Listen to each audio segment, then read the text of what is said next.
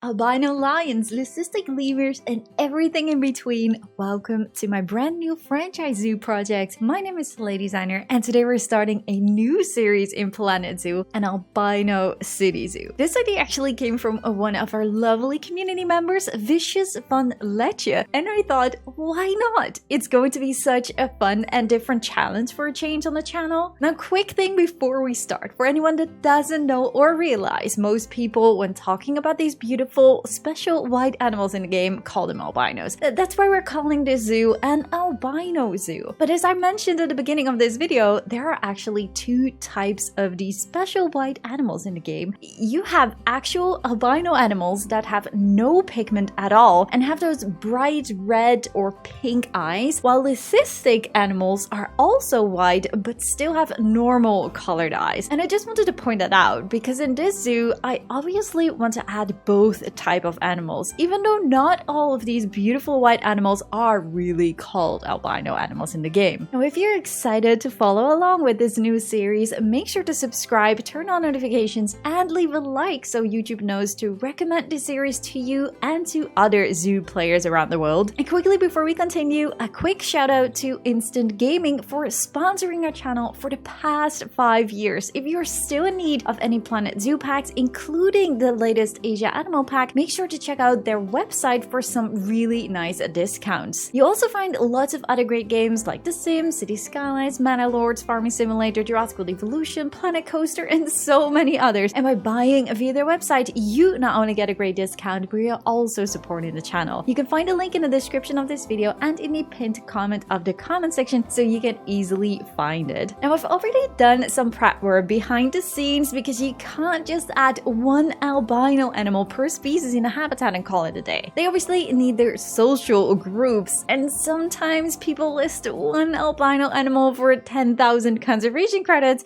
which is already wild, or you are just simply not able to find the animals. So it took some time and I spent a few days collecting animals for this zoo, but most of them are still a surprise, of course, waiting in quarantine in a different franchise zoo right now, but you will meet them soon, obviously. Now, there are still a few species I'm struggling to find, so if you check the description of this video, you will see a little list of animals I'm still looking for, and the list I'm able to update along the way. So if you have them in your training center, please send me a message so we can work something out, hopefully. Now let's talk about what we're actually doing right now, because we are working on a black-tailed prairie dog habitat, and in this case we're going to add the leucistic black-tailed prairie dog, and I'm super excited to actually see these guys because obviously I did buy them from the trading market, but I did not put them down in a habitat to actually see them. So this is for me going to be the very first time seeing this beautiful white albino leucistic animal in this case. And now I'm just super curious because talking about seeing like these beautiful white animals for the very first time,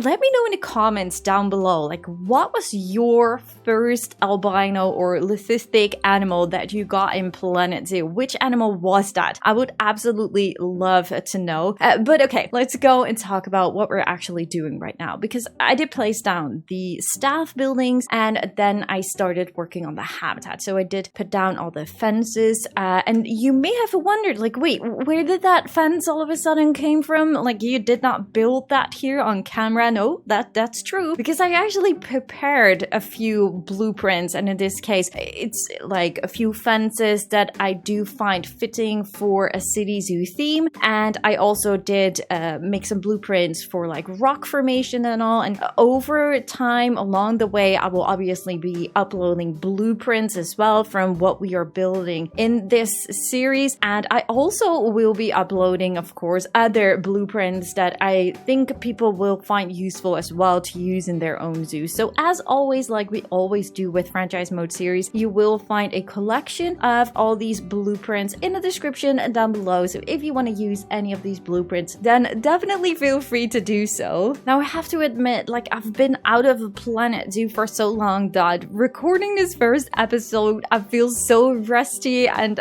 uncomfortable and stressed because I just hope that you guys will enjoy this new series. So apologies for anything that you're like, hey, I don't recognize you, lady. No, that's because I feel a little bit nervous for putting out this new series and new episode, because I just really do hope that you guys will enjoy it. So let me know after watching this first episode, of course, what you guys think of this new series, of course, and the idea behind the series. Now, I do have to apologize because when I was placing down all the fences and creating the shape of the habitat and adding like all these paths around the fences, I lost that footage of my recording, and I really don't know what happened there, but I'm so sorry for that part missing from this video. But in a bit I will show you guys the exact shape, so hopefully you guys don't mind that, and I will obviously promise that this will not happen again in the next episode. If there will be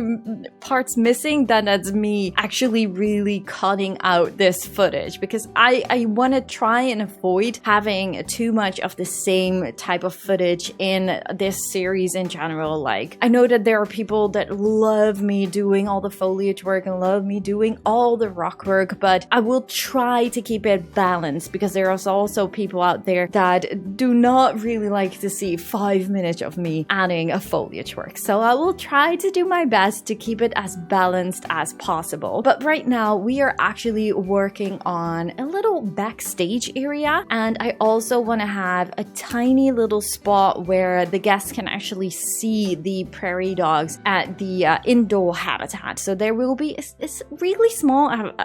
I have never done anything like this before for the black-tailed prairie dog. We did do that for the meerkats, which I really enjoyed doing. So yeah, I'm just super excited to see what we are able to do and achieve for the black-tailed prairie dog. And yeah, they will have a little backstage area like I'm used to do most of the time in all of my series for the past years. So yeah, I just feel like I just want to do that for a change as well for the prairie dog. Like Rotterdam Zoo, which is my most favorite zoo in Blijdorp.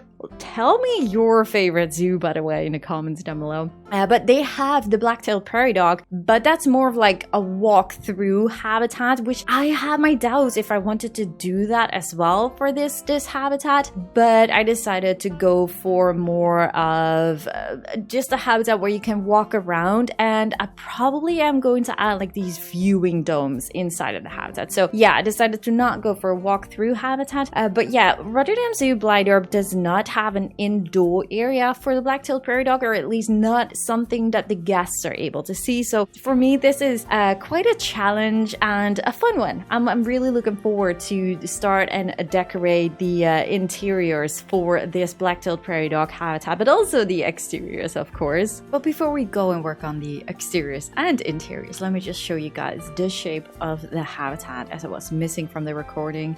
So here we have the shape. So yeah, don't pay too much attention to this path. This is only temporarily, of course, and I didn't move these zoo entrances because of the radius, so for the electricity, so I don't have to put down a power generator or whatnot. So yes, that's why we didn't move this, but the idea at least is that this is pretty much the front of the habitat, and that is where the entrance at some point is going to be. But I have something in my head how I want the entrance to look, and with like water and like something really beautiful.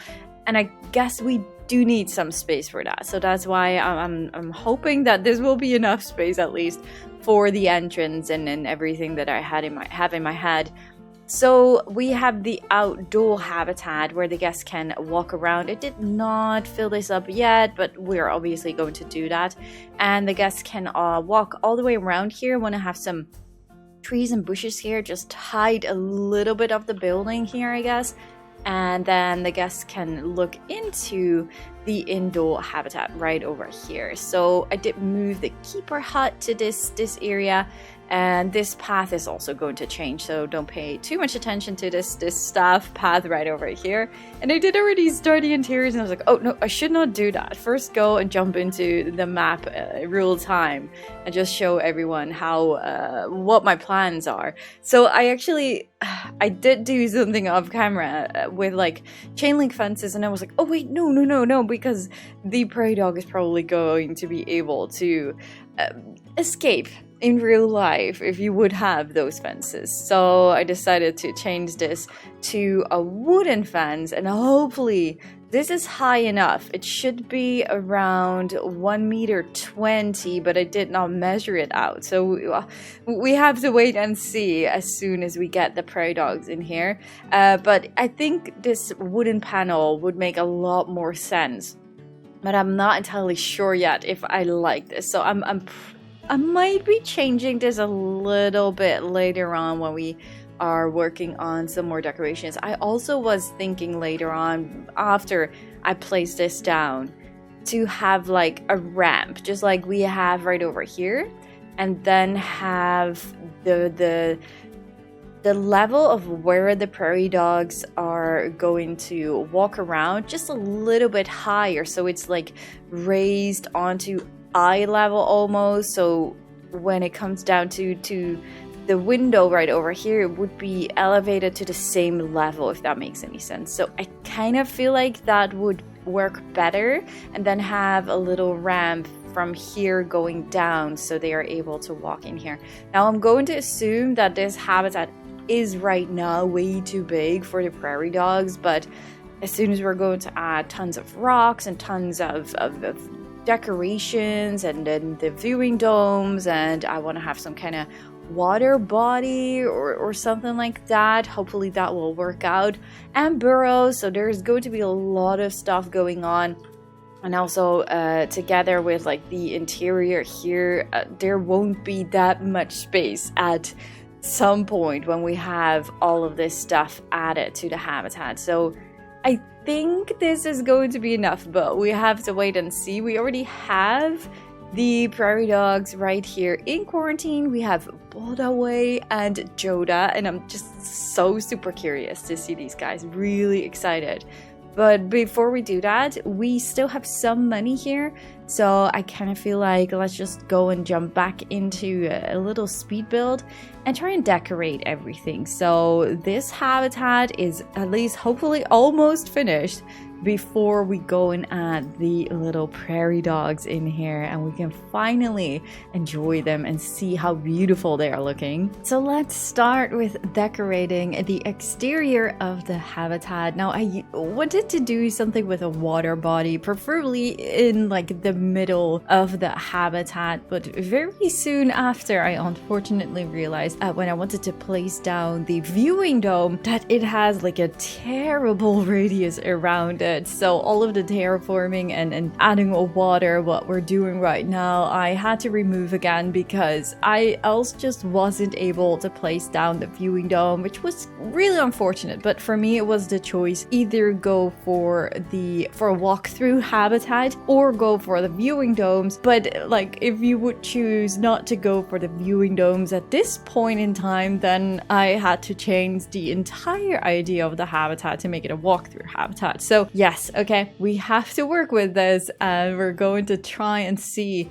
how we're going to make this work. But it was really a struggle also to get some water at the edges, because it just wasn't possible for some reason. When it's so close, it keeps you giving like this error message of like, yeah, no, you need to place the viewing dome underwater. So it just wasn't working. So with a lot of attempts, I was in the end able to add some water bodies on the left side and the right side of the habitat. So yeah, changing of plants constantly. If you have something in your hand and it doesn't work, you just have to live with that. But yeah, so terraforming was also quite a struggle. So most of it is now flat, and we're going to make some more interesting layouts and terrain with the rock formations itself, because I kind of feel like that's the only way possible at this point. And I did want to have like a lot of burrows. Like, I do know that the prairie dog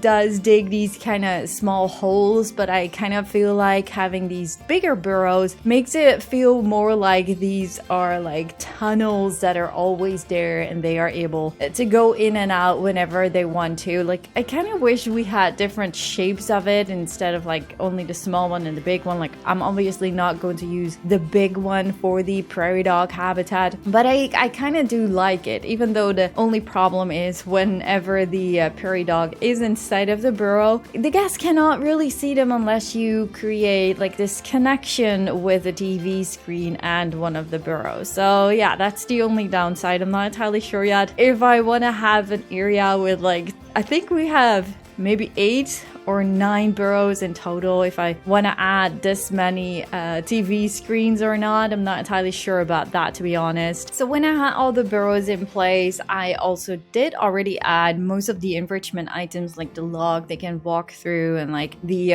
watermelon feeder, because I don't know about the jelly cake, it's so big and there's not that much else apart from the feeding platforms that you can use for the prairie dogs, unfortunately. So I guess the watermelons just fit the idea the best, if you ask me. But yeah, I'm not really sure if that's just me, or did you guys also notice that whenever you place down enrichment items, it kind of feels like it's so hard to place them down. I can't really remember, like it's been quite some time since the last time I've really been paying close attention to a detailed habitat and building myself, so I'm not really sure. There has been quite some updates ever since, so I'm not entirely sure if this is something that has been changed or that my brain is just messing with me and it's always been like this. But I really had the feeling that it was so hard, for example, like the bubble machine or the sprinkler, to put it down, and I was just so confused when I was putting it down because I just cannot remember it being such a struggle. And I'm just super curious if you guys noticed the same thing. Like, it really started to annoy me, and at some point I was like, yeah, well, okay,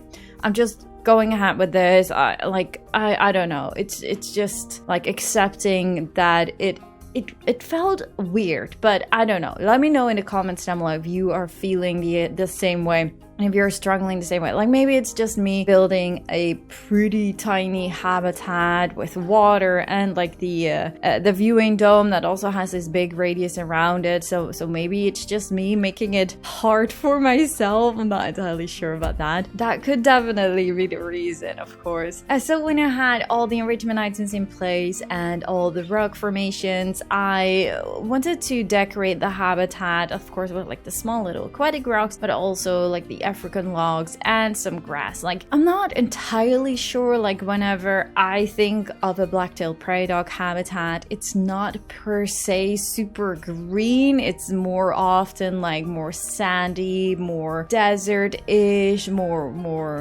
mulch or mud. But I just really love the idea of having like these beautiful leucistic black-tailed prairie dogs in this habitat, and they have this beautiful contrast with the green grass. So I don't know, I just really wanted to add some green grass in it. Later on, I do have to admit, like I was searching for their natural biome, and they do really like the more short grasslands.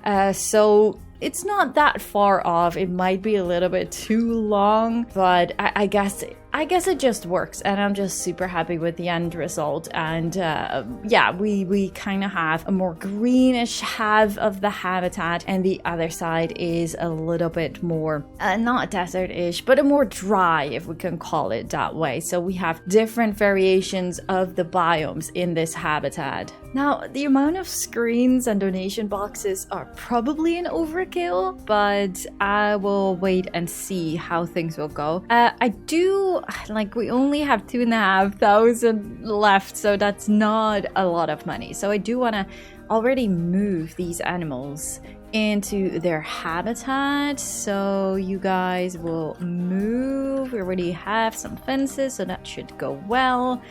So let me just show you guys while we wait for Boda, what was it, Bodaway and Joda or something, to show you guys, because I wanted to have a little bit of variation. So we have a more greenish side here, and we did have water. It was quite a struggle, as you could maybe tell from the speed build, to get this one in. Like, there was not really a possibility to put it anywhere else than here, so we had to live with that. I wanted to have a lot of burrows because, I don't know, I just really like the idea to have several burrows just everywhere. And then this is a more well, not really a desertish, but a more drier corner of the habitat. So we have different variations here in the biome. I think that's just a really nice idea. But yeah, to decorate this whole building, we definitely need a lot more money. So let's make sure that our zoo is open. We have opening hours from 8 to 5. I do feel like I want to raise the ticket prices to 5. So hopefully we are able, well, we can actually just see that, right? Are there any guests? Oh, wait, shoot. We actually don't have a path here? Oh my goodness. Oh, I'm happy that I noticed it right now and not later on. Okay, there are the guests. Oh my goodness. Okay. We are going back to the habitat. They are already here.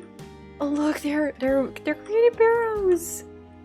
Oh wow, hello. Before you go into the ground. Okay, I want to see that actually. So let's just look. Oh, where are you?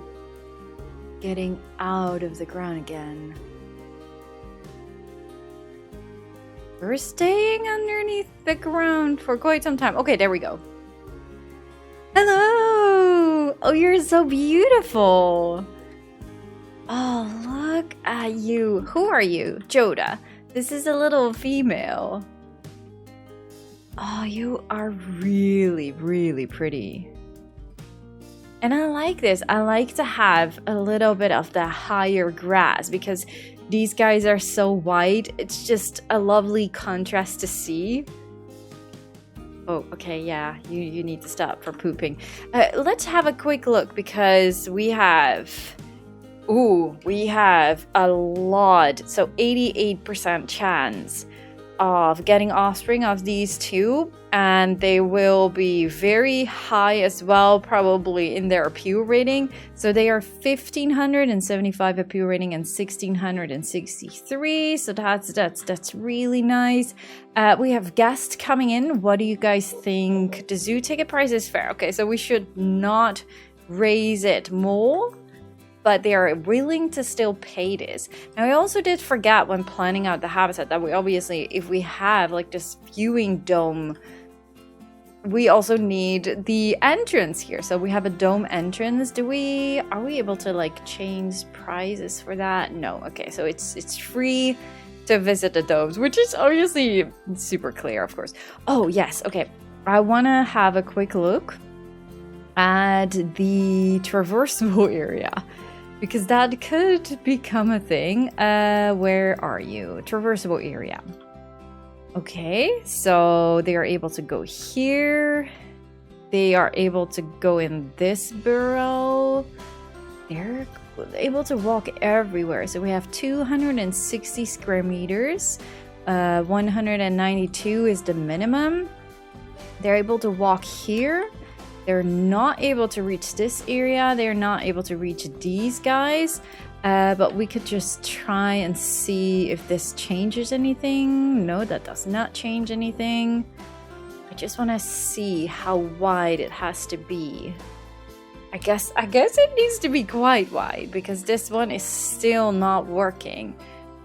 Although it doesn't feel like it's smaller or thinner than this, so that's a little bit odd, but it's Planet Zoo, so I guess I'm going to remove that one. But this is going to be changed probably with the little ram, but I just want to see.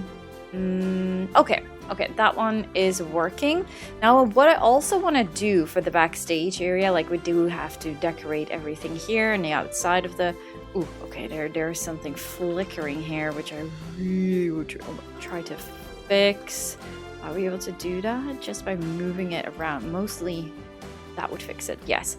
Okay, so I do want to have maybe some backstage props here in the back because we have the space for it, and as long as we make sure that the animals are not able to climb here, I think that will be a nice idea to have some backstage props right over here.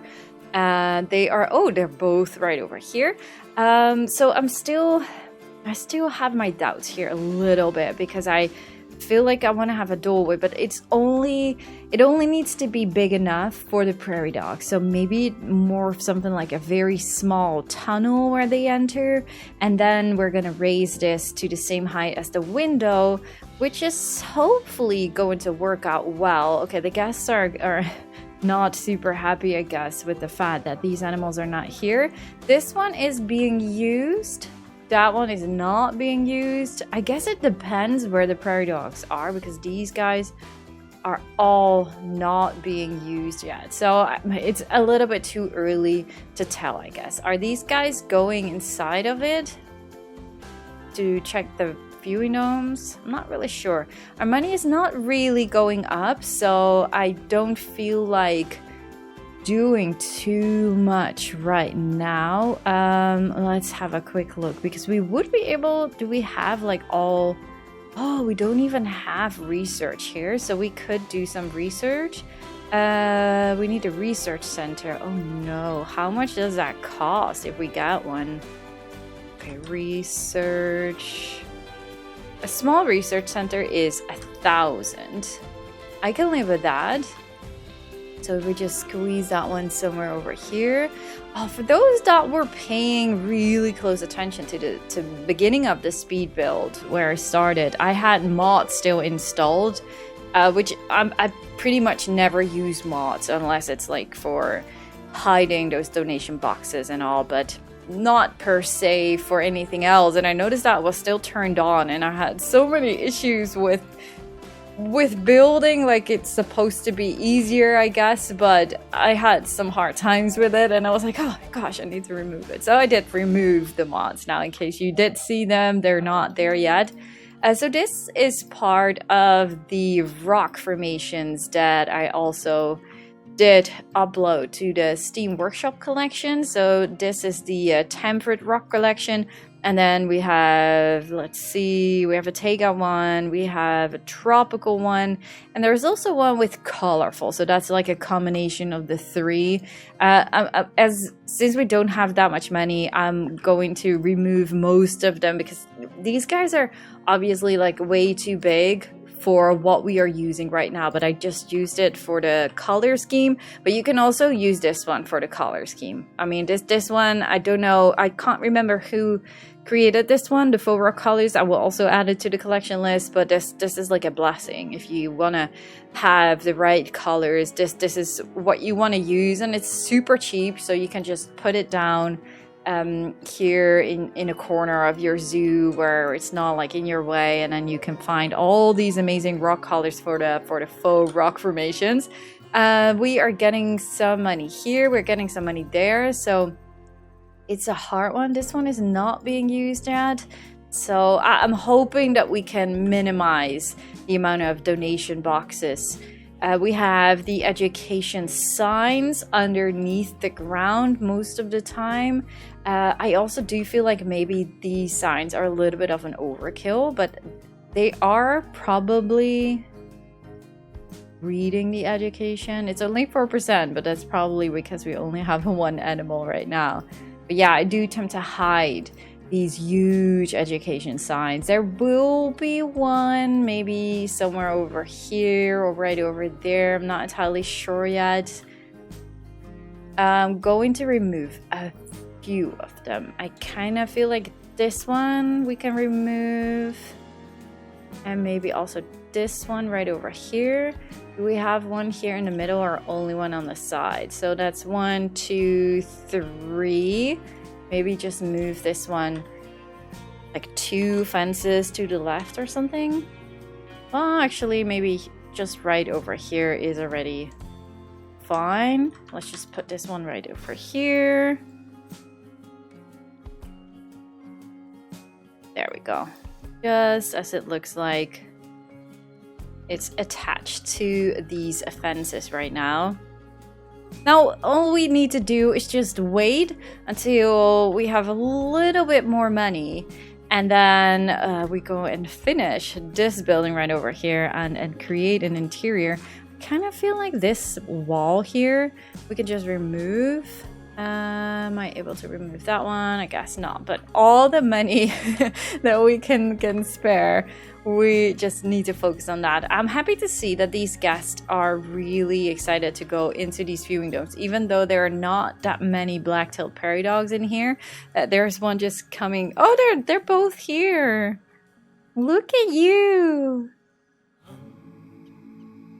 Oh, they're so cute. But we have to make sure that the habitat is finished for these cute little animals. So let's continue working on the interior in this part of the video. So what I want to do, like I also mentioned, is that I want to make sure that the level of the ground, so the terrain, is raised to the height of the window itself. So by making sure, like if you want to add the burrow on that height, you need to make sure that the terrain is high enough as well, because else you would not be able to place the burrow down. So just a little trick is to make sure that you terraform a little bit of area of the indoor section to the right height, and then just add the burrow. And you can just later on lower the terrain again so you won't be able to see it. Now we are obviously covering it with some mulch in this case, and in the corner of the habitat I really wanted to make sure to have a little bit of a, how do you call it, like a little cave or something that it feels like they are actually coming from a little area that just feels cute. I don't know. It's hard to explain. But yeah, I'm just super happy that it does really work. So if you use these rock formations from the aquatic pack, they are able to use it, which it also felt a little bit weird to me because in the interior of like the backstage area, we had such a hard time with like these wooden panels for them to be able to walk through it. So I was a little bit surprised that this actually did work, but I'm super happy with it. And we're going to cover the top with a little bit of mulch as well, so we are able to add some more longer grass and some plants and all to make the habitat look a little bit more interesting. Now, to also keep a little bit of the city zoo vibe, I did want to make sure to have like a bit of these wooden panels halfway of this indoor habitat, because I don't know, it gives like this cozy vibe, and also a little bit of a more older city zoo vibe, if we can call it that way. And I don't know, I just really like the vibe of it. And then the other half of the wall we will cover with a billboard where we have like this more natural habitat of the black-tailed prairie dog, which also functions a little bit, of course, as education to show the guests that this is the original habitat that you can find them in. Now, along the way, when I was placing down some bushes and some tall grass, and I did find like this tree. I'm not entirely sure what the name is of the tree, but I found a tree and I was like, oh, that would fit perfectly on the outside because it matches their preferred biome, but also does match the city zoo vibe or the classical theme. So it was pretty much a win-win, and I just really loved it. Like in the beginning when I was doing the exteriors of the habitat, I did feel like maybe adding one or two of those ash trees. I think they're called ash trees.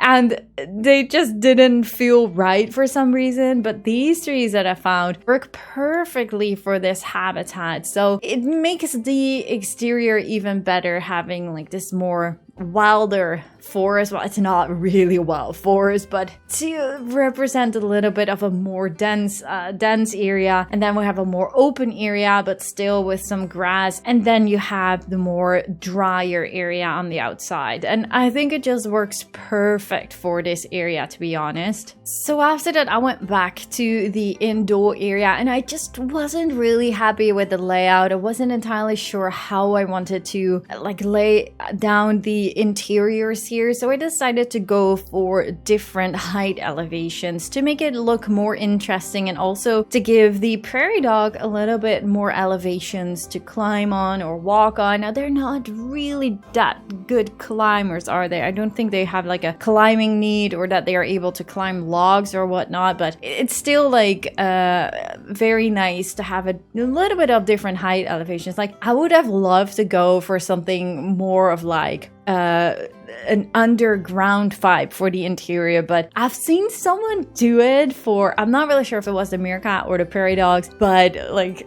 that it takes so much time. Like if you would really see the tunnels that are cut off with the glass, you know what I mean? Like you could also see it for ants, for example. But like, I love the idea, but it's just not really doable in Planet Zoo. Or to make it actually work, it's a lot of work and a really hard time. So yeah, I decided to skip that idea, even though I would have loved to do that. I did want to make this habitat or indoor area a lot more greener as well. So we are using a lot of the plants as well on the flooring and a lot of the logs, of course, to make it feel more natural. But yeah, I think overall it definitely works and gives a really great vibe to the area. Now, as these animals are also able to, or they do like quite hot temperatures as well. I think it goes out of my head to 42 degrees or something like that. So I thought it would be a nice idea to also have some lights on the edges, which would kind of function as heaters. But then in the cave itself, I also did add a heater as well, because I feel like especially when we're in a temperate biome, it could become more cold during winter time. So it could even potentially snow. So it would be perfect to pay attention to that for the prairie dogs, to make sure that they have a more heated area on the inside, which they can enjoy as well, and make it more realistic. So we're not going to have heaters on the outside, which also doesn't make much sense. So if we're going to use heaters, then it should be, in my opinion, on the interior build. Like we're not going super into realistic stuff, but I sometimes do like a little bit of a challenge to make it more interesting for myself as well. And that's also what we're going to do right now with the backstage area, because I decided to make it a little bit bigger so we can actually use these wooden panels to close off half of the building and go and start working on a kitchen. I mean, a kitchen. I have never made a kitchen. I've seen it tons of times. I know that Eben in Koali Zoo did fantastic things with the interiors. Like, I still can't get over it. If you have not seen Koali Zoo, it's a collaboration zoo between me, Rudy Rankhamel, Silverad, and Eben, which we finished thanks to Eben as well. So it's a really amazing tropical project. I think one of the best things I've ever worked on in Planet Zoo. But yeah, Eben was definitely an inspiration for me for creating this backstage area. Now, we're not going into super big details. Like, I didn't really feel like creating every door and every line or whatnot. I just wanted to have a shape and the feeling that this is something that looks like a kitchen.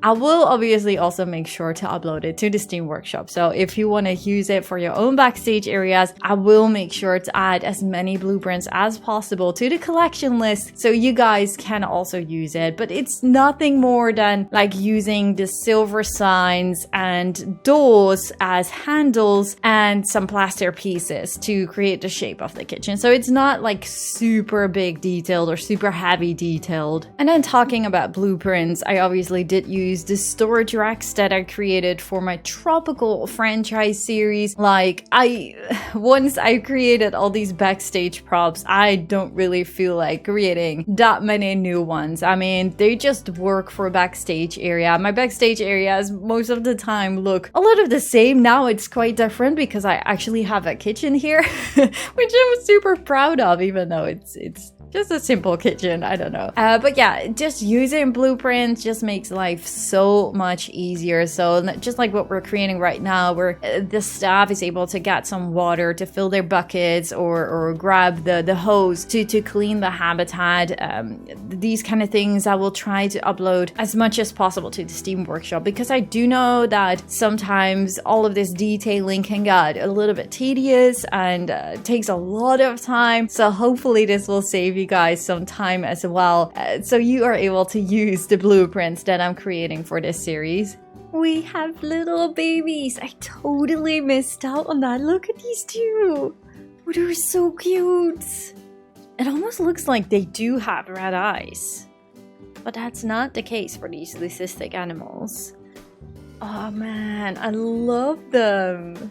They are adorable. So what do we have? Wait a second. Wait. Okay, yes. Okay, that's a mom or dad. So we have Winona, which is a female, and then Mukru is a male. It's only 2, right? I think so. Let's see. So we have Joda, who is hungry. So let's call a keeper just in case. Wait, we have 3? 2 males? Where is this one? Bonded. Oh, wait, no, sorry. That's both away. That's the male. So they are bonded. But why are you hungry? Why is there no food in the habitat? Let's have a quick look at the traversable area. I'm kind of feeling like normally I don't pay attention to the traversable area for the staff. It also doesn't make much sense to have like areas that they can walk and then they cannot walk and then they can walk, and I don't know, it's a little bit confusing, but they are able to. Okay, so there's food here on the ground, so I guess that's also something like an update, because I never had issues adding enrichment stuff with food. Like, we already did remove a melon here because it was constantly smelling. I'm not entirely sure why it's not working, but as long as they get food, even though it's inside, I'm already happy with it. I don't want to pay too much attention to how I create my habitats for staff. Like, that's not what I enjoy doing, so we're just not gonna pay too much attention to that. So what I did not also pay attention to was the fact that these 2 are already elderly. So when I got them, they were adults almost becoming an elderly. Like, they're almost dying. So that means that we need to keep one of the children. Like, when do they mature? Let's quickly check that. So we have the prairie dog, and they mature at 2 years old. Okay, so we have 2 babies that are now around, what is it, like half a year or something. So it will take a little bit of time, so then they become mature at 2 years old. So I did already get like, males are a lot easier to get from the market instead of females. So I do have Dalson right over here, who is, I think, 2 years old, 2.6 years old. Let's see, who is in quarantine. 2.8 years old. So that's the youngest one that I have. Now I do also have this one, for example, but this one is in the trading center. Like, I do have to admit, like, they became a little bit of my conservation credit cows, if we can call it that way. So whenever there are like albino or leucistic animals on the market and they're like super cheap for like 100 or 150 conservation credits, maybe even 300 or 500, I don't really mind, then I always constantly keep buying them, because then I will sell them for a lot higher. So yeah, now you know my secret of how I were able to start gathering all the animals for this albino zoo when I had like 30,000 conservation credits. I went all the way down to maybe 11,000 or something, and now I'm back at 40,000 because I'm just selling all of these prairie dogs. But now I know that it probably is the last time I'm able to do that, because now you are all like, oh, I'm gonna get all these prairie dogs and I'm gonna sell them for so much money on the market. But it is what it is, I guess. But this is how I'm able to earn a little bit of conservation credits again back. But I need those conservation credits, because there's still a few animals left that I need to buy, which might become very expensive to gather. So yeah, we need them, definitely. But if you have those animals that I'm still missing that are listed in the description down below, definitely let me know, so we can hopefully work something out. Like, I don't need to buy them for 1 conservation credit. Of course, I'm willing to pay for it, so don't worry about that, of course. But I just really need a few of those animals still. Enough talking. Well, we're gonna continue talking, but we need to get building again. So we have $12,000 right now, and we only need to work on the outside of this building. So that's what we're going to do. We have some money again, and we have some adorable offspring. I'm not really sure where they are.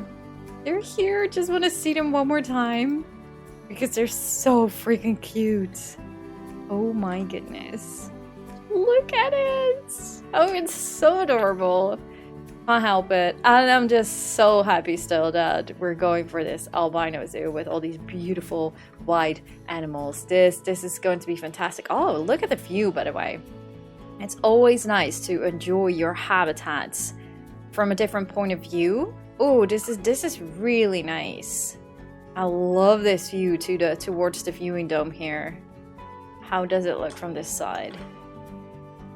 Yeah, did not pay attention to it, but very happy with how this is working out. The view from the dome is great. I mean, hello there.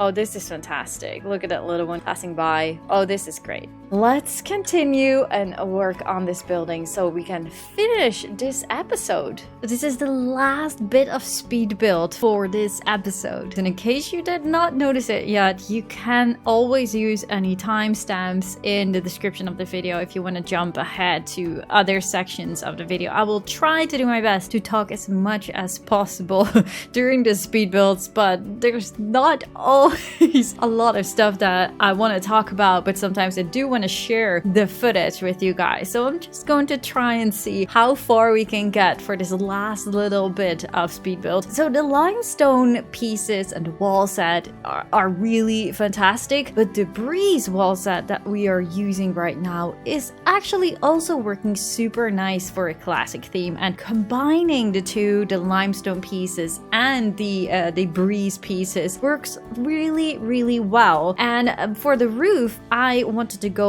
for a dome. Now, we don't really have dome pieces in the game. I think there's only one, but it has like, I think it's Indonesian or it's Indian, so I'm not entirely sure what kind of theme, but it definitely does not fit the classic theme. So in this case, we do need to create one ourselves. So we are going to use the mud pillar technique for that. If you have never heard of the mud pillar technique, I actually do explain it more in the first episode that we did of our Eco Island Park. So if you have not seen that episode yet, I highly recommend you to watch it. I will make sure to link it in the description. It's a pretty long series comparing to all my mini series. It's not finished yet, but it is a very fun series to watch as well. If you enjoyed this series, definitely go and watch my Eco Island Park as well if you're new to the channel. But yeah, in this case, we're going to use the mud pillar technique to create this dome roof, and it actually works surprisingly well. I wasn't entirely sure if using the metal pieces for this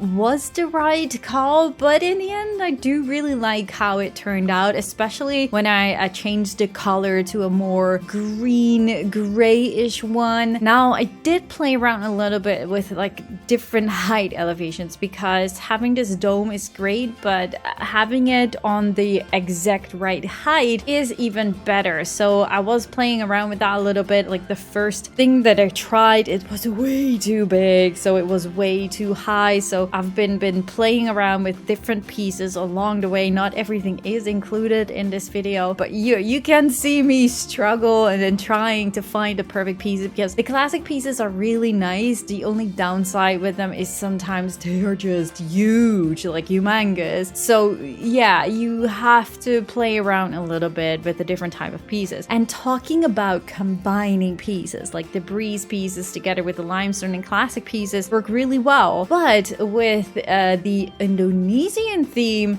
there is like a whole new level of decoration options available, and like the textures of these pieces are definitely a little bit more rough, but I don't mind that. It just brings in like this fresh air of creativity to these classical building themes, and just combining all of these pieces together, I think it just works super well. And it really triggered something inside me, being like, oh yes, we can do so many different things now when we have these beautiful pieces to use as well for the classic theme, even though it is an Indonesian theme. So I'm just super excited about this, because this gives me a whole new world of options and possibilities for the rest of the zoo as well. So I'm super excited about using these Indonesian pieces for the classic architecture that we are going for in the zoo, because I was tempted in the beginning to go and use the standard roofs like we also did in City Zoo with like these roof tiles and the terracotta or orange color, and I was a little bit worried for that, but I was like, okay, we're just gonna wait and see. I mean, with our City Zoo, we did a lot of beautiful classical buildings as well, which are mostly inspired by Rotterdam Zoo, Blijdorp, and I knew like it's gonna be fine, but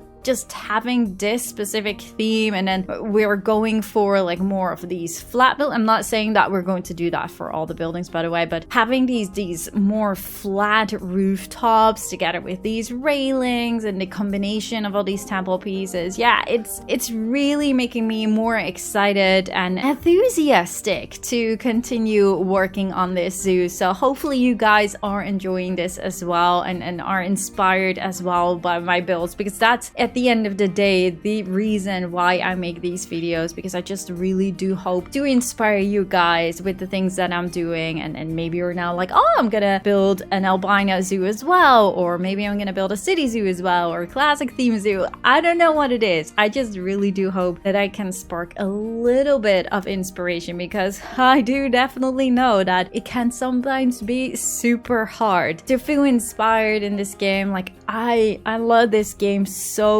much, and I've been struggling with creativity and my inspiration for the past few months a lot. So I totally understand anyone out there that is having creative blocks with this game, because yeah, sometimes you're just not feeling it, and sometimes you just need that one little thing that can spark your creativity again and will make you feel like you want to play this game again and just have some fun with it, and go and start working and build some beautiful habitats for these animals. So yeah, if there's only one person out there that I am able to inspire, or just to get back into Planet Zoo as I am right now, then my goal is already reached, I guess. I feel like this is a race against time, because Bodaway is about to die of old age, and I feel so sad because it's like, what year 5?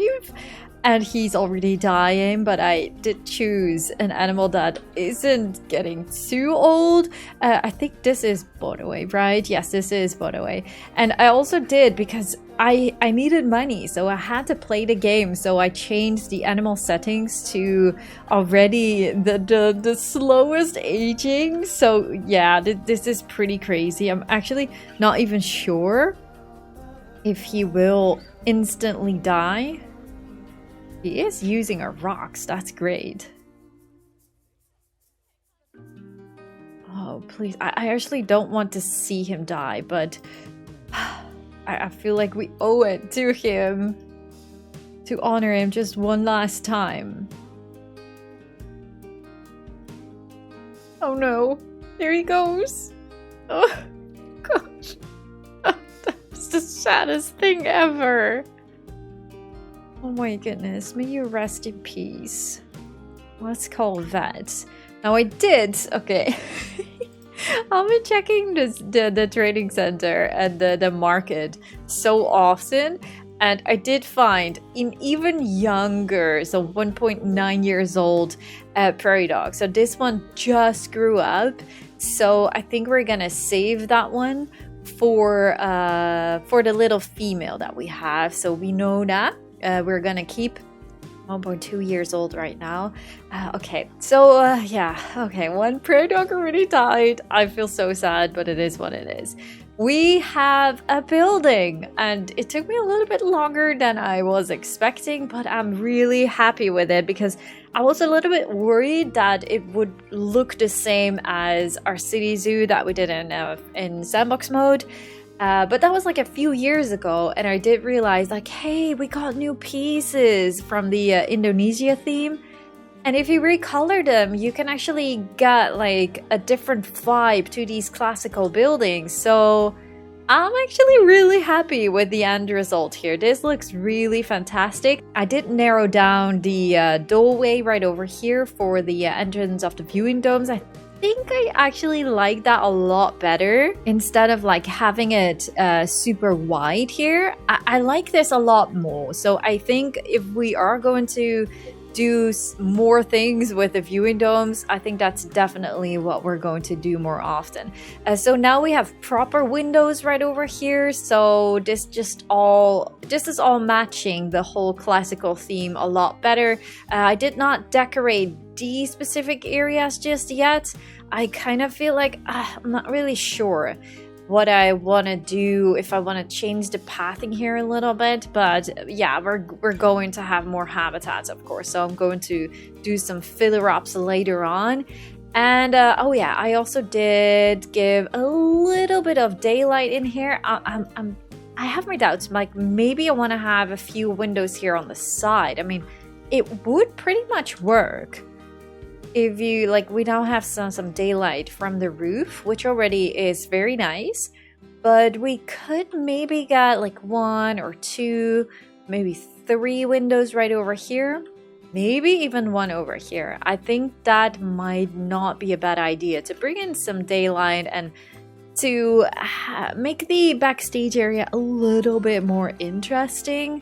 But overall, I'm definitely super happy with the end result. And this is definitely, oh gosh, this is exactly what I had in my head. So I'm super happy that I was able to get this out in Planet Zoo, that it all worked, that I was able to find the right pieces for it. So yeah, I'm really happy with our first habitat and these adorable tiny little babies. Oh my goodness, they are so freaking cute. So yeah, it's gonna be a little bit of a challenge to have these guys as beginning animals, but like our money is going up, so we're still earning money, so I guess that's all good. And then the next animal, you guys will have to wait and see. Let me know in the comments down below what animal you would love to see, an albino animal or a leucistic animal. And yeah, if you want to help out, please do check the animal list in the description of this video of what kind of animals I'm still looking for, and let me know in the comments down below your thoughts about this new series, this Albino Zoo in franchise mode. Leave a like at this video if you guys enjoyed it, and subscribe, of course, if you haven't already. And yeah, I just really do hope to see you guys all in the next one.